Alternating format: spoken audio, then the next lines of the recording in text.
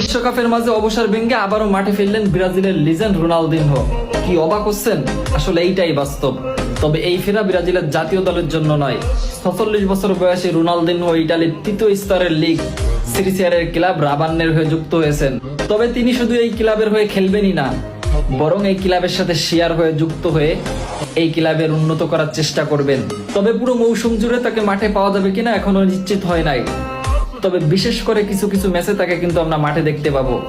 তো অনেকেই বলছিলেন, ভাই রোনালদিনহো কি আবারও অবসর ভেঙে জাতীয় দলে ফিরছে? আশা করি বিষয়টা বুঝতে পারছেন, ভিডিওটা শেয়ার করে দিবেন। বিশ্বকাপের মাঝে অবসর ভেঙে আবারও মাঠে ফিরলেন ব্রাজিলের লিজেন্ড রোনালদিনহো। কি অবাক হচ্ছেন? আসলে এইটাই বাস্তব। তবে এই ফেরা ব্রাজিলের জাতীয় দলের জন্য নয়। 46 বছর বয়সী রোনালদিনহো ইতালির তৃতীয় স্তরের লিগ সিরিসিয়ারের ক্লাব রাবান্নের হয়ে যুক্ত হয়েছেন।